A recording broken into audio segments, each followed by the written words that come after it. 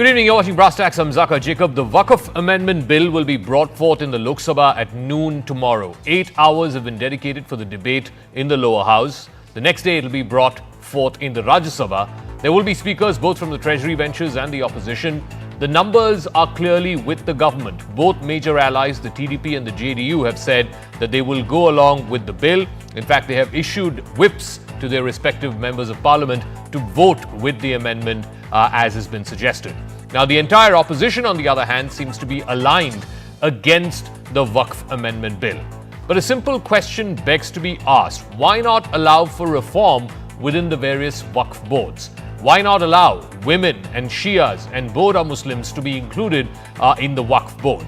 Why not allow legal redressal in high courts and other appellate courts and not simply rely on the decisions of Waqf tribunals? Why not allow district collectors as opposed to Waqf appointed individuals as legal arbiters for deciding who has ownership of a particular property which the Waqf claims as its own? All of these are questions that need to be asked of both the Treasury benches and the opposition, and the debate will be a good opportunity tomorrow in the Lok Sabha and day after tomorrow in the Rajya Sabha for those questions to be answered by members of parliament. But first, I want to play out what both government and opposition have been saying ahead of this high-stakes debate. It's the first big contentious amendment bill that's being brought forth by the Modi government. The numbers seem to be on their side. The optics are also on their side, but the opposition is promising not to go down without a fight. But first, let's listen into some reactions coming in from Parliament. Some of the members wanted 4 hours. Some members wanted 6 hours. The opposition parties wanted 12 hours. So finally, there was an agreement that the total time to be allocated for discussion on Waqf Amendment Bill would be 8 hours, extendable after taking the sense of the House. Some political parties are trying to create some excuse so that they can run away from the discussion. That would be unfortunate because the nation wants to listen the points raised by various political parties. Waqf Amendment Bill या कोई भी महत्वपूर्ण मुद्दे लोकसभा में पारित होता है तो राज्यसभा में भी जाना पड़ता है, वहां भी पारित करना पड़ता है. First, break down the numbers for you. Remember, this is a simple amendment to a Waqf Act. It's not a constitutional amendment. Therefore, a simple majority is all it requires. In the Lok Sabha, the NDA clearly has the numbers, 293, including the TDP and the JDU. That's about 20 plus seats ahead of the majority mark of 272. The opposition collectively holds 250 seats. That's again about 20 odd seats less than the majority mark. And since, like I said, this is not a constitutional amendment, you don't require a 2/3 majority. It's a simple majority, which is good enough for the passage of the bill. In the Rajya Sabha, where the bill will be debated and voted on the next day, which is the 4th of April and the 3rd of April, here's where it gets a little tricky for the government. In the Rajya Sabha, the NDA has a wafer-thin majority. It has 122 seats, which is just 3 seats above the majority mark. The opposition has 116, again exactly 3 seats below the majority mark. So when the bill comes up in the Rajya Sabha for discussion in a couple of days from now and vote happens, every single MP of the NDA will have to be present and will have to make it count in favor of the amendment bill, because even if one person abstains or one person decides not to show up on that day, the numbers game could get tricky for the ruling NDA. Government simply wants to bulldoze, they want to just ramrod its agenda through without giving sufficient time to Manipur, sufficient time for Waqf. It is unfortunate that how the lower house has just become just a platform for the political masters of this government to run its agenda. हम उसमें पूरा अपनी बात को रखेंगे दलील के साथ और बताएंगे कि कैसा ये बिल अनकॉन्स्टिट्यूशनल है, कैसा ये मुसलमानों के फ्रीडम ऑफ रिलीजन की मुखालिफत करता है, कैसा है मुसलमानों के चैरिटेबल रिलीजियस प्रैक्टिसेस से उनको महरूम करता है. JPC was bulldozed, not recommended. There were many dissent views of the opposition parties that were not taken on consideration. So therefore, to say that the JPC has recommended would be half-baked, because there were many views that were redacted as well. So let's first explain to you what changes with this new bill. Now, the new bill deletes the power of any Waqf board to inquire and to determine if the property is said to be Waqf. Earlier, the Waqf boards would be judge, jury and executioner, staking claim at whatever they felt was Waqf land and putting the burden of proof as well as litigation on the opposite party. Surveys to determine if a land is Waqf land will now be done by district collectors, not by those persons appointed as commissioners by the Waqf board, who are, of course, interested parties. One of the biggest issues with Waqf power was that the tribunal, the Waqf tribunal, and its decisions were final, barring odd cases in higher courts. That will no longer be the rule. Waqf tribunal rulings can be challenged in a high court and thereafter in further appellate courts as well. The new bill also removes the Waqf by user provision, where properties could be deemed as Waqf based solely on prolonged use without actual proper documentation of that property by the said parties. If it was used in a prolonged fashion for religious purposes by certain individuals, then the Waqf can claim it as Waqf property. Now, many fear that this could put old mosques and graveyards under the cloud because they don't necessarily have valid land documents. It also adds that Waqf allotted, which is a form of a private Waqf, must not result in the denial of inheritance rights to the donors, including heirs who happen to be daughters. Now, as per this amendment bill, the government is also saying that government properties or government land can no longer be deemed as Waqf by a Waqf tribunal or by Waqf boards. Countless properties of national importance, heritage buildings, central and state government-owned properties, as well as those owned by the judiciary, have been claimed by the Waqfs, including some bizarre claims that the land on which the new Parliament building was built, the Eden Gardens, the cricket stadium in Kolkata, etc. All of these bizarre claims of that being part of Waqf land. And finally, this is where it gets tricky for some members of the AIMPLB and other Muslim organizations. They are saying, why are you allowing non-Muslims to be part of the Waqf boards? What the amendment proposes is at least 2 non-Muslim members, adding also ex-judges and other eminent members. Even the Sachar committee, which back in 2006-07 had looked at the backwardness of Muslims, both socio and educational backwardness of Muslims, it recommended the inclusion of non-Muslim technical experts in the management of various Waqf boards. Now, what is exactly a Waqf property and how does a property get designated as Waqf property? Now, these are usually donated by wealthy Muslim followers of Islam, and these are managed by members of the community. Now, each state, or the 29 states, each of them has a state Waqf board, which is a legal entity which can acquire land, it can hold land, and it can also transfer the property. The Waqf properties cannot be sold. They cannot be put on a 99-year lease like in some states. You can't have direct ownership, but you have a 99-year lease. The Waqf boards across India, various state Waqf boards as well as in the national capital, they control something to the tune of 9.5 lakh acres of land. 9.5 lakh acres of land, that's more than 8.5 lakh individual properties. The estimated value of all of these properties is somewhere to the tune of 1.2 lakh crores. What this does, it makes the various Waqf boards of the country the 3rd largest land bank or land owner in the country. The highest, of course, happens to be the Indian Railways. It owns more than 12 lakh acres of land. The Armed Forces has a little less than 18 lakh acres of land. So the Armed Forces, the Defense Department, has the largest land bank in the country, followed by the Indian Railways at 12 lakh acres. And then the 3rd highest land bank is that of the various Waqf boards at a little over 9 lakh acres across the country. All right, I want to go across to our guests who are joining us on this broadcast. Aparajita Sarangi is Member of Parliament, also a member of the JPC on Waqf. Sanjay Jha, author and political analyst, is also joining us. Aparajita Sarangi, you are a member of the Waqf JPC. The opposition members, every one of them, has said that, look, you're bulldozing the JPC's views on Parliament. There was not enough deliberation. Some of the suggestions have not been incorporated. I believe the opposition mooted as many as 40 odd changes, 44 if I'm not mistaken. None of those changes have been adopted in the draft bill that's been circulated.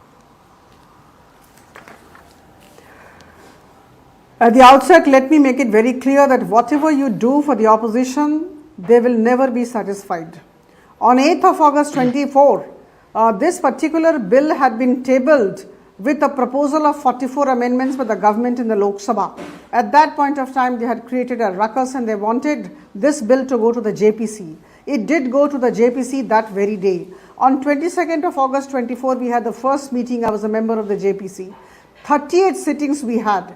284 organizations we met with, and we elicited opinion of all. We went to 3 stations in the country, through 3 capital cities, where we must have spoken to so many number of people and the organizations. But these people will never be satisfied. I must tell you very emphatically that the 44 amendments that have been tabled by the government, that had been brought to the JPC, also underwent changes, and 14 amendments to those 44 amendments were actually accepted by the JPC. Now, these 14 proposals had come from the opposition parties and people whom we met with during these 6 months. Okay. So, I think to say that we did not listen to others is absolutely far from the truth. Number one. Number two, the intention of the government should always not be doubted. This is my earnest appeal to all those who are from the opposition side. Now, okay, so let me ask Sanjay Jha. Sanjay Jha, the point is, yesterday the Catholic Bishops' Conference, which is the largest body of Catholic priests in this country, issued a statement saying this is about secularism. In a secular democratic republic, you cannot have one religious institution like the Waqf Board, controlling such a large land bank, 9.5 lakh acres, the third highest after the Defense Department and after the Indian Railways, number one. Number two, in a secular republic, how can you have that a decision by a Waqf appointed tribunal, which is a political body with political appointees, its decision cannot be challenged in a high court or in the Supreme Court? I mean, how is that fair in a secular democratic republic? Zaka, good evening. I think I don't want to comment on what the others are saying, but I think your viewers need to be respected here. What really is the problem here? The problem is that this government believes there should be reforms. And you're absolutely right. I'm glad you quoted the Sachar Committee report, which also recommended that there ought to be reforms, as I think there should be a reform in this government. You know, we should remove corruption and we should be more democratic and we should uphold our constitution. That is a given. But there is a bigger issue here. The issue here is historical. And the historical problem that I don't think anybody from any other place can just take a freewheeling comment on is that a lot of the Waqf properties in India, and anybody who's read the intricate history of Waqf will tell you that they don't have adequate documents because they have come down over centuries. Now, if you look at the Waqf properties, Zaka, they're approximately, as you rightly mentioned, 950,000 acres, and primarily in the top cities of India, the metropolitan cities of the country, in the densely populated urban centers, which means the market value, from what I read last, is estimated to be around $15 billion. That's massive, okay? And we're talking about roughly 8,75,000 Waqf properties. The problem that Aparajita Sarangi will have to answer is that 62% of these Waqf properties are actually by Waqf by user, which means that the user has been using it over decades and centuries, it's been handed down, and there may not be substantive or what I call as legitimate legal documents to establish ownership. And since all these Waqf properties were not profitable ventures, they were given by wealthy people, as you rightly mentioned, for social, religious, charitable reasons alone, which is why the BJP's argument, I've been hearing it on a lot of TV channels, that the return on Waqf is just 2%, is absolutely absurd, because it is meant to be actually a dargah or, you know, a kabristan, a mosque or a madrasa, or whatever other purposes they may have. I think the biggest fear amongst the Muslim community, and Aparajita Sarangi's party will have to explain why the apprehension in 200 million citizens of this country is over the last 10 years, they have seen lynching murders, they have seen bulldozers, they have heard the calls for genocide in religious congregations, they have heard hate speeches from the most prominent BJP leaders. Can you blame them for being worried? Absolutely not. Aparajita Sarangi, the contention by the opposition and folks like Sanjay Jha is A, your record when it comes to minorities and addressing their concerns is not exactly exemplary, number one. Number two, there are all kinds of leaders in your party and in the extended Sangh Parivar who have made very incendiary comments against Muslims. So, what you said earlier, do not doubt the intention of the government. That is exactly why they are doubting the intention of the government. That because you have, played this kind of politics in the past 10 years, the Muslim community is worried. And to answer Sanjay Jha's point that maybe 60% of these Waqf properties are without proper documentation, they are hand-me-downs. They've been used for generations for religious purposes. Now suddenly one fine morning, if the government or the district collector in this case is going to start asking for property papers for dargahs and Muslim graveyards, burial grounds, then where are they going to find that from? If the government wants to bring about transparency in the entire management of Waqf properties, what's wrong in it? Just let me know. Number two, if we want all the public properties, all the Waqf properties to be put in the public domain and a proper database to be created under the supervision of the collector, what's wrong? If we want uprooting of the corruption, if we want more money to go into the pockets of the Muttawali, the caretaker, and to help the poor Muslims, what's wrong? Now here is a government which has good intentions, which actually intends to bring about or ensure effective management of the Waqf properties. Now I fail to understand, the opposition just cannot oppose a thing because it is their mandate. They should also rationalize, and they don't have logic this time. They don't at all have any kind of rationale with which they are talking. Okay. Now here, Munambam area in Kerala, let me tell you, emphatically I am saying, I have been to this place twice. I have met all the affected people. There are 600 Christian families there, and 404 acres of these Christian families have been declared as Waqf properties. And these Christian families are very poor people who are actually depending on the sea for their livelihood. They're all fishermen. Yeah. And therefore, the Kerala Catholic Bishops' Council has come out, as you rightly said, and asked all the MPs of Kerala to support the Waqf bill presented by the government. So, and number one. Number two, let me give you a simple example. As far as the government properties are concerned, I'll just talk to you about a segment of the government property. The ASI properties, Archaeological Survey of India, 280 protected monuments of the Archaeological Survey of India have been declared as Waqf properties.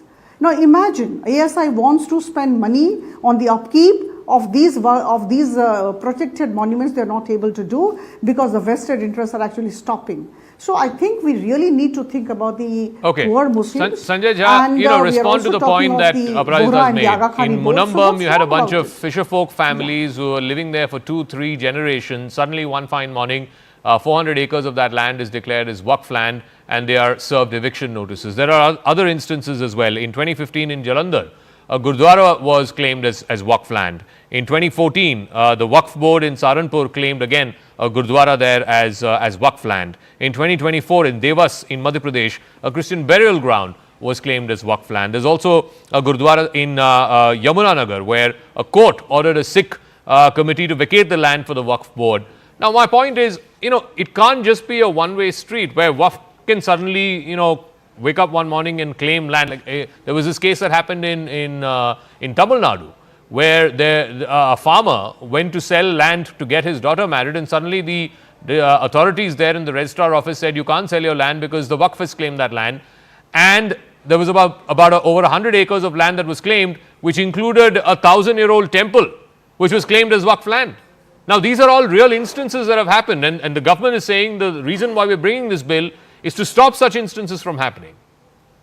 Zaka, very valid points, but for the record, the issues that I raised to Ms. Sarangi, telling her about the larger worries, fears, anxiety and apprehensions of the minority community, for which the BJP is principally responsible because they have triggered that, was not really answered by her. Now let me answer your question. The first point is that the Waqf boards, 32 of them, are not religious institutions. They are statutory bodies. They have had a role where the government supervises and is aware of what is being said or done. So here is the problem. as you rightly mentioned, and I have said so myself, because of the fact that today you have, if you add the number of encroachments or the number of litigations, Zaka, there are over 75,000 cases in India. And these, if you were to aggregate them in terms of value, probably they are astronomical. And yes, it is a matter of concern. Now, here is the solution or the prescription being given by the government. You know what they're saying? They're saying that we rely on the district collector to actually certify a Waqf property.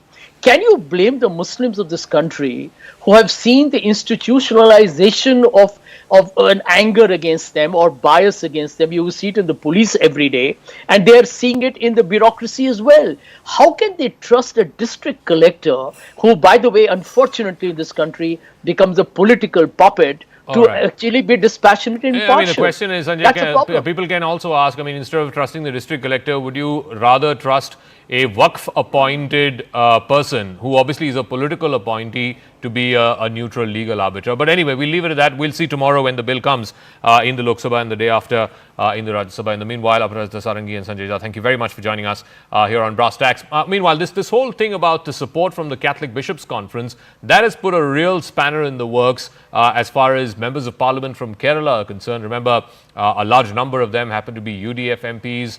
There's one BJP MP. There is one left MP as well. And today, the church-run Malayalam daily Deepika has also called for the Waqf Amendment Bill as a test of secularism. It has asked all MPs from Kerala to vote for the bill. The editorial of the newspaper says that the Congress and the CPM should support these amendments which prevent land encroachments. The Ajmer Dargah, the chief priest there from the Chishti family, he's also come out and said that he welcomes the amendment bill to the Waqf as a crucial reform. Now the key features of the Waqf Amendment Bill also include sects of the Muslim community like the Bohras, the Shias, the Ahmadiyas, who have so far had no representation in these various Waqf boards. It also allows the establishment of separate Waqf boards for Sunni and Shia sects if the Shia Waqf constitutes more than 15% of all Waqf properties or Waqf income in the state. The bill also allows separate Waqf boards for Aga Khani and Bohra sects, which is why there is support within some of these groups. So I want to get a word in from somebody from within the Muslim community who's welcoming the Waqf Amendment Bill, which is Zafar Sareshwala, businessman and former Chancellor of the Maulana Azad National Urdu University. Why are you supporting the Waqf Amendment Bill as opposed to folks like the AIMPLB, Mr. Owaisi, etc., who are all tooth and nail opposed to it? Why are you, as an Indian Muslim, welcoming the Waqf Amendment Bill? See, for me, fundamentally, I mean, this Waqf amendment will come when it will come, maybe tomorrow or day after or whenever. But my problem is that for the past 75 years, almost, we have this Waqf as it is. And the fundamental reason for Waqf is what? Wealthy Muslims or, people, or maybe once upon a time the kings or, some group, they donate. And Waqf means for the sake of Allah. Waqf Allah means it is for the sake. It can never ever be bought back. It can never be transferred. It can never be sold. Okay. And what is the fundamental reason? What is the why anybody does Waqf? And the only there are 4 or 5 modes where this Waqf earnings from that Waqf would go. It is for, poor, underprivileged, downtrodden, orphans, widows, and in some countries, like I am at the moment in Abu Dhabi, in the Islamic countries, they have awqaf. Here, even if a husband, he divorces his wife, and if he can't pay his maintenance, that maintenance also comes from awqaf, waqf. And this is the primary reason why people had given it for the sake of God. That these are the categories on which the money has to be used. Now it is about creation of wealth. Out of that property or an asset, you create wealth. So basically, Waqf is about asset management. Now my problem is what? For past 75 years, had this management of awqaf done properly, with honesty, integrity, and with people with skill, I don't think that the condition of Muslims in the country would have been as bad. Not only Muslims, even a lot of Hindus would have been benefited by that. Okay. And I am not saying this. Justice Sachar in his 2007 report, Sachar Committee report, in one segment, he has mentioned about Awqaf. And what he says, I'm quoting. He says that the mismanagement or the way Waqf has been managed is dismal. He has mentioned the value of property in those days, in 2007. He says that according to us or a good fund manager, the minimum returns out of that should be at least in the range of 10 to 12,000 crore. But how much money is coming? 205 or 230 crores. So, means something is wrong somewhere. Zafar Sareshwala, why then are a large number of people, the All India Muslim Personal Law Board, the various Muslim MPs in Parliament, various opposition parties, they're all saying this is a direct infringement into minority rights and therefore they're opposed to this Waqf Amendment Bill? I'm asking you a certain question. Waqf boards, we have in almost 29 states. Okay. Yes. All 29 states have a Waqf board. Now, who appoints the members of Waqf? The government of the day. Yeah. The chairman of Waqf is appointed by the government of the day. The CEO of Waqf is an IAS officer appointed by the government of the day. Then Waqf Tribunal. Waqf Tribunal it's not created by Muslims. That tribunal is directly controlled by the law department of that respective state. So the judges who are appointed, they are appointed by the government. So what's changing? Every single member of Waqf is appointed by the government of the day. But my problem is, you know what? And this is, Mr. Modi or the BJP government has only come in last 11 years. Earlier, a few days back, I was on a debate and the Congress spokesperson was there in front of me. I said, and he was from Karnataka. I said that, have you done this? You know what? Where's the problem? The problem arises that since independence, the governments have been appointing those Muslims in Waqf board. Now you can't send them to the parliament, those respective party politician, Muslim politician. You can't send them to the parliament. You can't send them to the assemblies. You can't send them to the, city councils. So what do? Put them in Waqf. So most dishonest and people who have no skill of managing asset are interested to manage thousands of crores of property. All right, Zafar, we'll leave it at that. I'm afraid we're completely out of time, but thank you very much, Zafar Sareshwala, for joining us here on Brass Tacks and explaining why you feel, like many Muslims in the community feel, that the Waqf Amendment Bill is actually for reformation of the Waqf boards and therefore is a good thing. But we'll see how it plays out in Parliament. I want to move on to the other big story. US President Donald Trump has repeatedly described April the 2nd as Liberation Day, when his administration will roll out reciprocal tariffs or taxes on imports from other countries. Donald Trump says that he will impose these tariffs to match the duty rates that other countries have imposed on American products, which he feels have ripped off America. Holding a piece of paper listing massive tariffs from the European Union, from India, from Japan and Canada, the White House press secretary pointed out what she called unfair trade practices. The Trump administration has argued that the tariff discrepancy is unfair for Americans. It hurts their homegrown companies and workers. But the big question is, could India get any reprieve, given there is good relations between Mr. Modi and Mr. Trump? The US president, in his latest comment, has claimed that India is all set to drop its tariffs on American products substantially after the new regime of reciprocal tariff comes into effect. He also spoke about the European Union, which he said was dropping tariffs on cars by at least 2.5%.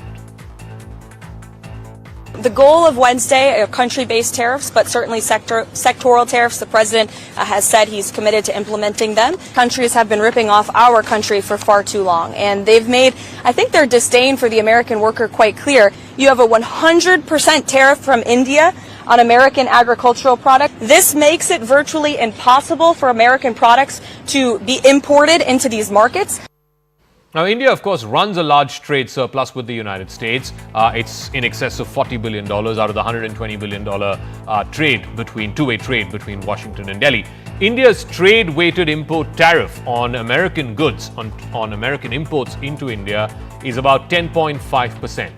That is significantly higher than the corresponding US tariff on Indian imports into America, which is at 2.7%. So it's almost a 5-time jump, a 5-time difference there between what America tariffs Indian products and what India tariffs American products. This is, of course, weighted average tariff. If the Trump administration tries to bridge that gap and levies tit-for-tat tariffs, then some sectors could be particularly badly hit. The most vulnerable would be electrical machinery, gems and jewelry, pharma products, machinery for nuclear reactors, and iron and steel and seafood, as well as livestock export. Now, these 6 items, they tune up to something like $42 billion, which is more than half of the total exports from India into the United States. India exports about $80 billion or so. If they were to impose reciprocal tariffs, then about more than half of India's exports into the US will be hit by the reciprocal tariffs. Now, in FY24, the United States accounted for about almost a third of India's textile exports, amounting to about a little over $9.5 billion. India has a 9% share in US imports of textiles and apparel, so that's one big sector that could get hit. There is gems and jewelry, which could also be one of the worst impacted sectors, because the share of Indian exports to the US of gems and jewelry again is quite high.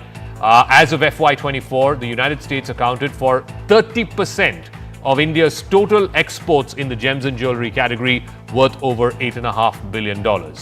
Now, there are some products where the differential on taxes or import duties that have been levied is pretty stark. Like, for example, on beverages, tobacco products, India levies a tax of 74.5%. The United States levies 17.5%. Of course, on alcohol and tobacco, there's also a consumer interest, there's also a public health interest in why governments tariff those products at such high rates. That is a 57% difference, which now clearly irks President Donald Trump. Also, you have, farm products, agri-produce on oil seeds, fats, and oils.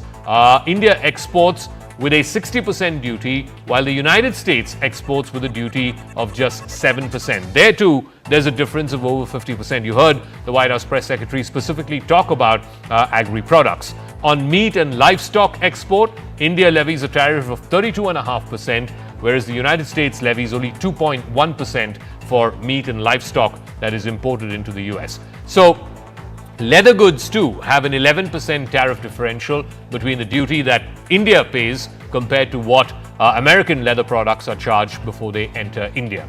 Even on textiles, India levies a tax of 16%, while the United States levies exactly half of that, 8%. That leaves again a difference of 8% between the two tariffs. So if there were to be reciprocal tariffs, as Trump is promising from the 2nd of April, then that would mean the exact same tariffs on what India charges for American imports into the country. The same will be levied on Indian exports into the United States. Now, President Trump, of course, has been a bit inconsistent in his messaging when it comes to tariffs, and that has roiled international markets. There's caution, there's a lot of volatility that have dictated the markets over the last few days, particularly in the last couple of days. Even today, the Sensex ended over 1,000 points down. The Nifty was in that 23,200, 23,300 range. Let's listen in to how the markets are reacting with a degree of trepidation, a great degree of nervousness ahead of the 2nd of April, because they don't really know the shape, form, or the size or scope of just how bad these reciprocal tariffs are going to be. Well, it was a tariff-induced turbulent Tuesday, if I could call it that, alliterating on all the T's out there, thanks to Donald Trump. The market basically had to play catch-up. There was no escaping the Monday global mayhem. We thought we were shut for trade on Monday, so we could escape it. That wasn't the case. And the market actually ended close to the lows of the day. Today was an interesting session because the selling did not, see too many buyers. So basically, the dip was not getting bought. The Nifty and the Bank Nifty, they fell about 1.5%, falling more than the mid-cap index and ended, like I said, towards the lows of the day. What led the fall? Actually, all sectors, but largely IT and financials were very weak. Real estate stocks, particularly the ones that are based out of Maharashtra, they took it on the chin because the state has increased the ready reckoner rates. Let's talk about the major Nifty movers. And as you can see in the heat map, it's far more red than green. And it's cutting across sectoral lines. Of course, IT was weak. HCL Tech, Infosys, TCS, large stocks falling anywhere between 3.5%. Financials, HDFC Bank, ICICI Bank, Bajaj Finance, Shriram Finance. You can see it's not just banks, but even in large NBFCs, they were all down together. The big boys, the heavyweights, couldn't do much to support the Nifty. So whether it was L&T, Reliance, big names like Lever, all of them were on the downside. So where was the green on the Nifty? Well, in few places, IndusInd Bank had an interesting session. It was an outlier. I want to go across to Sanjay Suri, who's joining us live from Washington, D.C. So do we have any clarity, Sanjay? I think I heard either the press secretary or somebody from the Trump administration say that on the 2nd of April, what will be unveiled is country-specific tariffs, not necessarily sector-specific or product-specific. That will be left for a later date. If that is the case, what may it mean for India? We've had Kevin Bassett, who heads the National Economic Council, saying that into the weekends, all this was still being worked out. We had a word from Donald Trump on Monday saying that, well, it's all settled. But then he also said, speaking of India, that he says someone has just told me that India will be dropping its tariffs. Now, that, of course, is a standard Trump shorthand. It cannot be an across-the-board drop, but clearly, India has communicated to the US that it is going to be dropping tariffs, and this is in addition to the tariffs dropped earlier in anticipation of all this. So right up to the last few days and right up to leading up to Wednesday, India is appearing to be making moves to fend off these reciprocal tariffs. Of course, as you've been pointing out, were these reciprocal tariffs to be imposed and on a one-to-one sort of basis, it could be devastating for a lot of Indian business. And there is no doubt this considerable differential that you've been pointing to, of course, it arises from arrangements under the World Trade Organization. It was believed and it was agreed that not all countries are at the same level of development, and developing countries therefore need advantages. Trump, of course, has leveled all that off in his mind, and that's not an issue anymore. And therefore, this is now going to mean a lot of pain for India if they were to go ahead. Last thought on this, Zaka, is that it's perhaps too early to be optimistic, but there are some signs that Trump may not apply these tariffs as heavily. And two in particular, we've heard from him on Monday saying that he's heard that India is dropping its tariffs. It means that he's been briefed that there has been a move from India, and that follows the negotiations held in Delhi. And then a day earlier, he had said on board Air Force One that he likes deals, that if he has deals, he will not then go ahead, he'll be kind, he'll be lenient and whatnot. So there could be some hope that it may not be as bad as feared earlier. All right, we'll wait and see. There's going to be a big announcement at the Rose Garden of the White House. It's going to be the first time that Trump is addressing reporters from the Rose Garden since he got elected to office on the 20th of January. Sanjay Suri, live for us in Washington, D.C. Thank you very much for joining us. We'll be in touch with Sanjay through the course of the next 48 hours to try and gauge the impact of these reciprocal tariffs. Now, let's shift focus back to domestic stories. Karnataka is introducing a new garbage tax for residents of Bengaluru. The BBMP, which is the civic body for the IT capital, has decided to charge property owners based on plot size. So if you have a 1,200 square feet plot, you will have to end up paying about 400 rupees per year for garbage tax. This tax will be over and above property tax. It will be divided among apartment residents. In case on a plot of land you have apartments, it has to be divided by the number of apartment owners. The city body is hoping to generate about 685 crores in the current financial year. The garbage tax follows recent hikes in milk prices, in water charges, electricity charges, and now the very latest we've just got is that diesel prices are also expected to go up in Bengaluru. Now, the solid waste management fee, as it's being called, is determined by the built-up area of residential property. So if you have a property that's up to 600 square feet, then 10 rupees per month. If it's between 600 and 1,000 square feet, then it's 50 rupees per month. Between 1,000 and 2,000 square feet, then it's 100 rupees per month. Between 2,000 and 3,000 square feet, it's 150 rupees per month. And between 3,000 and 4,000 square feet, it's 200 rupees per month. Anything above 4,000 square feet is 400 rupees per month. Karnataka Sarkar वो ही एक garbage बन गया है। तो देश के लिए एक गार्बेज बन गया है। तो गार्बेज के लिए इतना बड़ा टैक्स, ठीक है, क्लीनलीनेस के लिए कुछ इधर उधर थोड़ा लगाता है तो ठीक है, हजार रुपए लगाने का जो है, ये पूरा सरकार पॉपर हो गया है। करप्शन में इस सरकार पूरा पॉपर हो गया है, बैंकरप्ट हो गया है। और ये गार्बेज टैक्स का इस हाई टैक्स जो लगा है उसका मैं खंडन करता हूँ। All right, just got information as we go across to GS Prashant of the Karnataka BJP and also to Mr. Deepak Timaya of the Congress in Karnataka.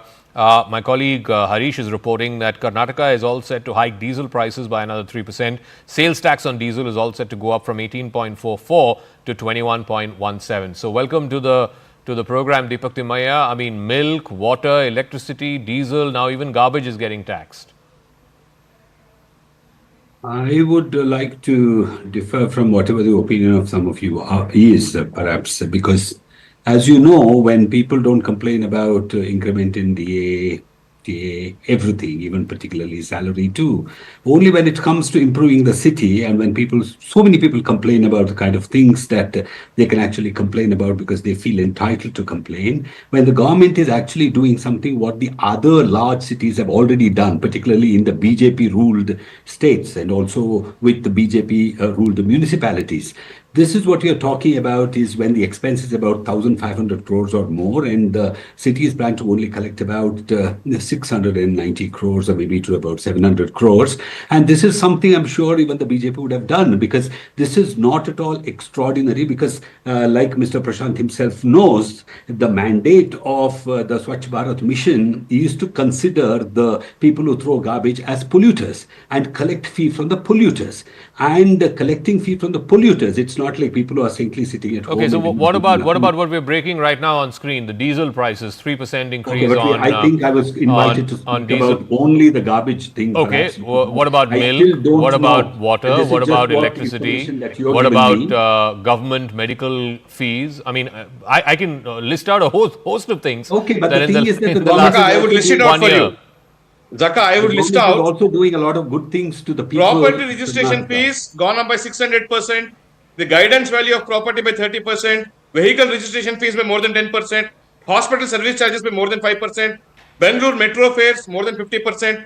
EV tax more than 10%. Electricity tariffs about 15%. Water tariffs 30%. Property tax more than 25%. Seed prices 60%. Beer prices 45%. Milk prices 15%. Bus fares 15%. Apart from this, they have increased the price of diesel by more than 2 rupees today. The notification has come today. So therefore, this is a government which is bankrupt because they don't have money in the coffers. It is on two counts. One, they are unable to fund because of the extravagant poll promises made. Second, in the budget given by Siddaramaiah, he has allocated funds only for one particular community, which means the entire city now has to pay garbage tax to ensure that Siddaramaiah and Congress's vote bank politics to fund a particular community is being taken care of now. But you know, the Mahalakshmi, the Griha Lakshmi scheme, I think it's called. It's not just for Muslim women. No, one second. That's an erroneous argument. I am with you entirely on all the. I mean, across the board. Prices have gone up on milk, water, electricity, you name it, property, vehicle. I'm with you on that. And Deepak Timaya needs to respond to that. But I don't think it's entirely, going to just one community. That's not factually content to this. But Deepak, come on, one second. Deepak, your party has been going on and on about, Mr. Modi's government is increasing petrol and diesel prices. Today you have just increased. From 18% to 21% sales tax on diesel in Karnataka. Is it possible for you to show the kind of price rise that's happened because of Mr. Modi or Mr. Modi's government? Why do you only single out a Congress government which is trying to do something when actually Mr. Modi's government brazenly gets into price hike? No, but Deepak, how can you say petrol and diesel are high when your state government is increasing sales tax? You reduce the sales tax. Oh, I think so, yes, because if the central government gives us the dues. Okay, now it's the central government not giving you your dues. Deepak, every rupee due has been given to all the states. Nothing is due to Karnataka also. to the extent that you have submitted all the details to the center. The BJP spokesperson, I hope he is not anti-Karnataka because he's been speaking about only for the central government. Okay. Let him also speak for the state. Wherever it is legitimately due, not a single rupee is pending from the center. But Mr. Prashant, your governments in various states have also promised all kinds of guarantees. In Maharashtra, they are not able to meet the women guarantee because they want to do an audit of the finances first. You promised 2,100. The Chief Minister has said we will wait, we will hold off on that 2,100. So it's not only Congress guarantees that's costing exchequer. In states run by BJP also it's costing exchequer. When you want to examine and decide about what is the payment to be made, for example, you have announced, and now that you are examining the finances and saying who's going to be the beneficiary there, the real beneficiary is fine. It may take a month or so. Like Congress has always argued that we have delayed payments, but we have always made it. So therefore, that is a different thing. And if it is going out of the budget and if you are burdening the common man with additional taxes, it is wrong. But here, on one hand, Maharashtra has not increased its taxes, is not burdening the common man with additional taxes to fund their guarantees. Whereas here, on every product, everything, excepting probably the air which people in Karnataka are breathing, Congress is levying tax on everything. Whatever is able to be levied tax on, Congress is probably going by it and levying tax on each and everything. But Deepak, isn't this an absolutely valid question to ask? Everything from milk to government hospital fees to education fees, vehicle registration charges, property registration charges, there is not a thing whose prices have not been increased in the last almost 2 years that Mr. Siddaramaiah has been in power for. Mr. Jacob, I would like to make it very clear, even about the thing that Mr. Prashant has been talking about for so long, that is the guarantees. Do you know when women are paid money, they go and spend money? And I'm telling you, even the GST that's collected goes to the central government, and it doesn't talk about being a beneficiary of the guarantees. No, but the women have not been paid.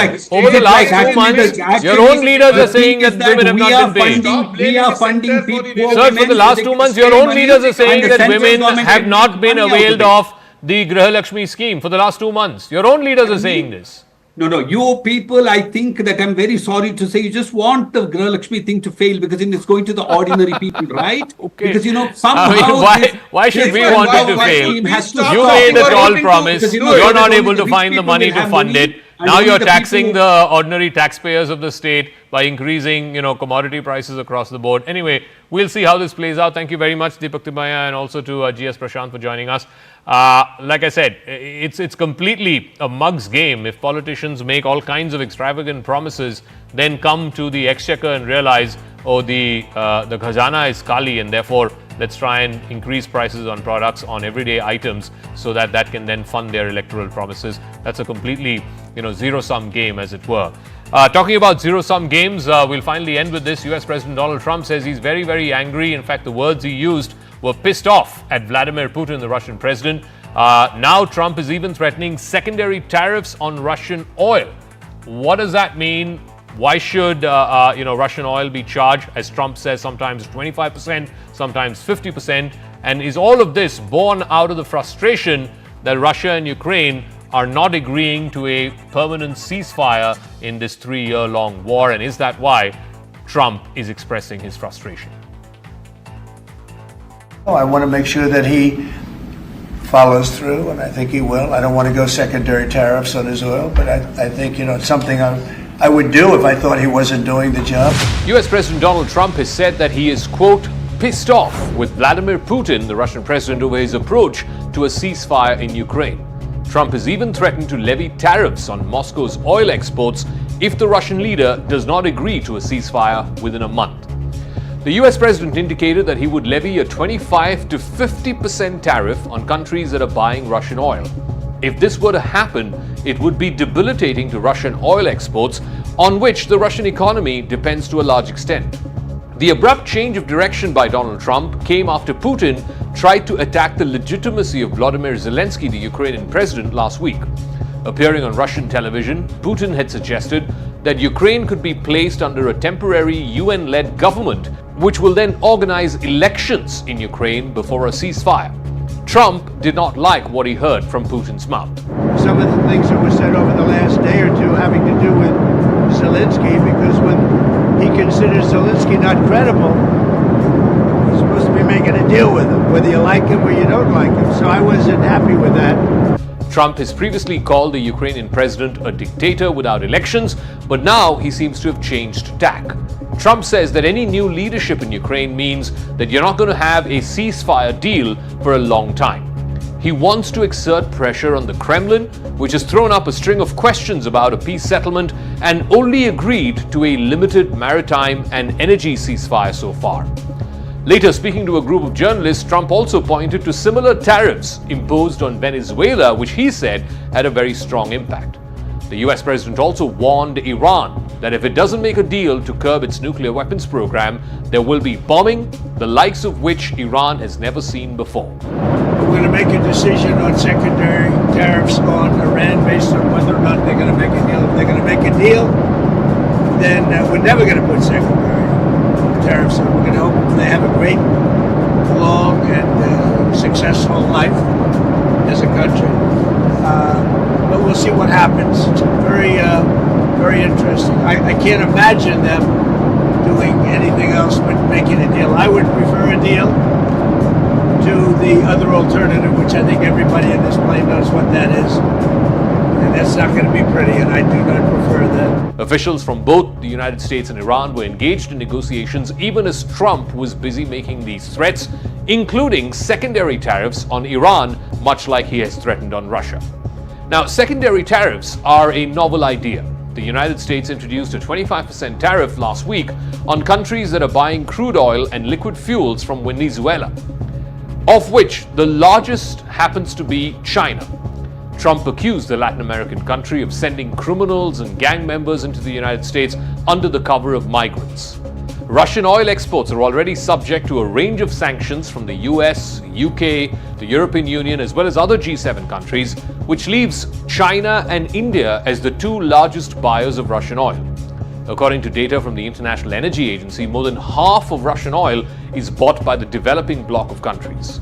What is not yet clear is whether these measures proposed by Trump would be effective once it comes into force. After all, for the last 3 years, sanctions have been in place against Russian oil. Finland indicated it may have had a role in Trump intervening like this. Just a day before Trump made that threat, he spent a substantial amount of time with the leader of Finland, Alexander Stubb, at his Mar-a-Lago resort in Florida. The two men had breakfast and lunch. They also played a round of golf in what was billed as an unofficial visit. Finland has been one of the countries most affected by Putin's invasion of Ukraine, so much so it has even formally applied to be part of NATO, appending what has been a long-standing policy of non-interference, non-alignment in Finland for the 70 years plus since the end of World War II. So Trump has said that he needs a ceasefire date and that he would prefer that to be Easter, the 20th of April. That's also the day when Trump would have been in office for exactly 3 months. If by then a truce is not accepted or broken by Russia, then Trump has threatened that there will be consequences to pay for Moscow. And those consequences would be sanctions in the form of secondary tariffs as America continues to pile the pressure on Russia up until the 20th. Now, during the election campaign, Trump had said that he would end the Ukraine war within 24 hours. That has proved to be elusive. And his tactics to force Russia and Ukraine into agreeing to the ceasefire so far have been focused only on Kiev. He's tried to bully and pressurize Kiev, but he's not taken the same approach vis-a-vis Moscow. You don't have the cards right now. With us, you start having cards. Right now, you don't. You're playing cards. You're playing cards. You're gambling with the lives of millions of people. You're gambling with World War III. Trump and his Vice President J.D. Vance had publicly berated Volodymyr Zelensky at the Oval Office a month ago. That was followed by Washington cutting off both intelligence and military aid to Kiev. Kiev then signed up to a 30-day ceasefire if the Kremlin were to reciprocate. America then restored both intel and military help to Ukraine, but Putin refused to play ball. Putin said earlier this month that although he was in favor of a ceasefire, there are nuances, and any halt to the fighting, he says, should remove the root causes of this war. The Russian president has called for the demilitarization of Ukraine, insisting that the presence of Western troops as peacekeepers would be unacceptable. He's also demanded the full annexation of 4 regions are in the eastern part of Ukraine, much of which Russia already occupies. Trump has also claimed to journalists that Ukraine's President Volodymyr Zelensky was trying to back out of a minerals deal. Trump claimed that Zelensky was pulling out because Putin was not keeping his end of the bargain on the ceasefire. Trump also insisted that Zelensky was going back to his old preconditions of security guarantees against Moscow in order to facilitate the ceasefire. Zelensky last week told reporters that the United States was constantly changing the terms of a proposed rare earth minerals deal, but he did not want Washington to think that his administration was against it. Trump's interventions have followed a difficult week for the White House. There was this massive leak involving senior national security officials of the Trump administration, one of whom inadvertently added a journalist into a high security signal chat group.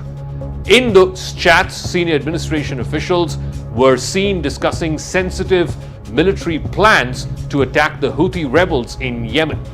Now, this signal messaging app and the chats that were discovered and that were revealed by the editor-in-chief of The Atlantic magazine, Jeffrey Goldberg, these chats were not authorized by the Pentagon.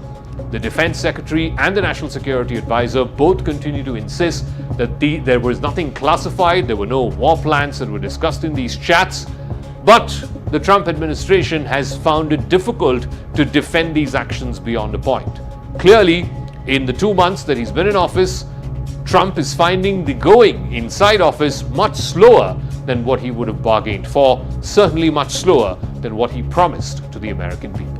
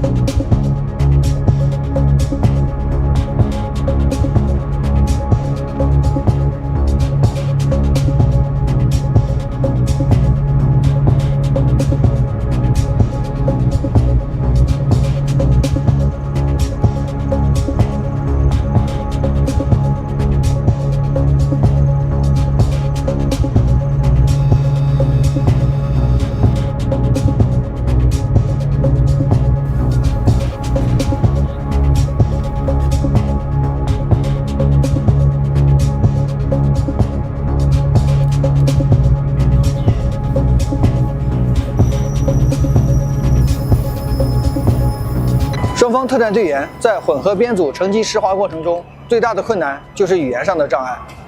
我们在训练开始之前就与泰方官兵建立战术手势上的交流，手势上的利用有效地提高了双方战术上的交流和协同作战能力。